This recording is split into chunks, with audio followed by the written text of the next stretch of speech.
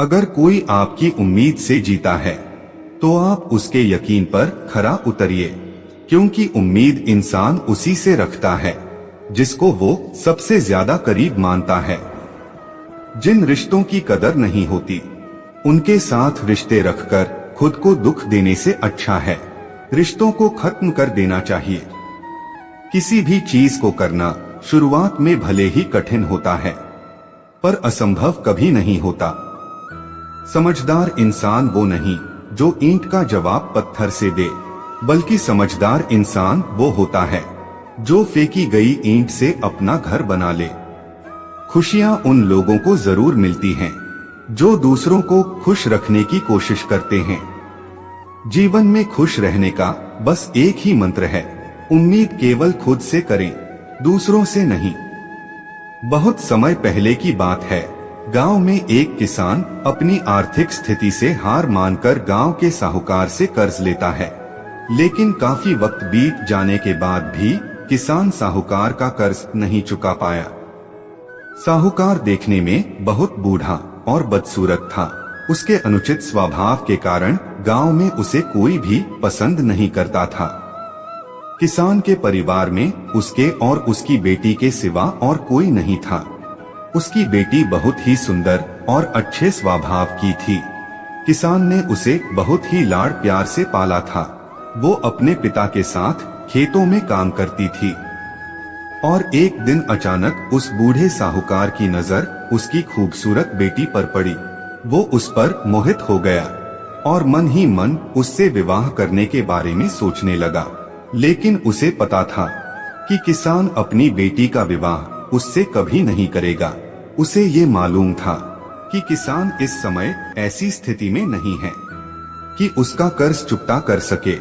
इन सारी बातों को मन में रखकर वह स्वयं ही किसान के खेत की तरफ जाने वाले रास्ते पर जा पहुंचा। रास्ता छोटे छोटे पत्थर, कंकर और रोड़ियों से भरा पड़ा था। किसान और उसकी बेटी दोनों वहीं पर ही थे। उसने किसान से कर्ज के विषय में बात करते हुए अपनी एक शर्त रखी। शर्त ये थी, अगर किसान ने अपनी बेटी का विवाह उससे कर दिया तो वो उसके सारे कर्ज माफ कर देगा, वो भी ब्याज सहित। साहूकार की अजीबोगरीब शर्त सुनकर किसान और उसकी बेटी भयभीत हो गए। साहूकार ने सुझाव देते हुए कहा, चिंता करने की कोई बात नहीं है। साहूकार ने अपनी जेब से पैसों की खाली पोटली निकाली और उसे दिखाते हुए कहा, मैं इसमें काले और सफेद रंग का कंकर रखूंगा।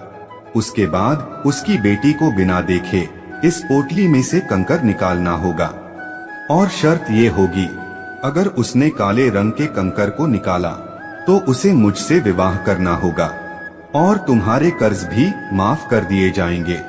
अगर तुम्हारी बेटी ने सफेद रंग के पत्थर को निकाला तो उसे मुझसे विवाह नहीं करना होगा और फिर भी तुम्हारे कर्ज माफ कर दिए जाएंगे।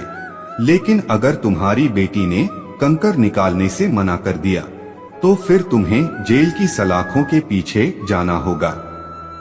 जैसे ही किसान और उसकी बेटी उसकी शर्त पर आपस में बात करने लगे, तभी साहूकार कंकरों को उठाने के लिए नीचे झुका और जैसे ही उसने 2 कंकरों को उठाया, तभी अचानक किसान की बेटी की नजर उस पर पड़ी।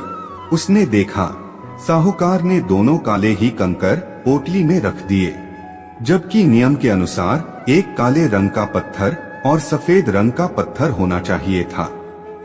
उसके बाद साहूकार ने उसकी बेटी को पोटली से एक कंकर निकालने को कहा।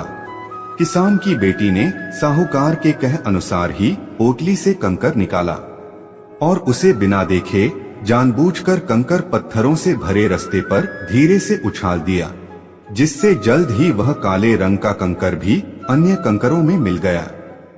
उसके बाद उसकी बेटी ने झूठा खेद व्यक्त करते हुए कहा, ओह मैं कितनी लापरवाह हूँ। साहूकार इस बात से थोड़ा क्रोधित हुआ, लेकिन फिर उसकी बेटी ने मामला संभालते हुए कहा, अगर पोटली खोलकर देखें कि उसमें कौन से रंग का कंकर बचा है तो ये साफ हो जाएगा कि मैंने कौन से रंग का कंकर निकाला था, काला या सफेद। हालांकि ये निश्चित था कि बचा हुआ कंकर काले रंग का ही होगा। क्योंकि जैसा आप जानते हैं कि साहूकार ने पोटली में दोनों ही कंकर काले ही रखे थे, तो इस प्रकार ये सिद्ध हो गया कि उसकी बेटी ने सफेद रंग का कंकर ही निकाला था। अब साहूकार चाहकर भी अपनी बेईमानी को प्रकट नहीं कर सकता था। इस प्रकार उस लड़की ने अपने विरुद्ध खड़ी परिस्थितियों को अपने पक्ष में कर लिया।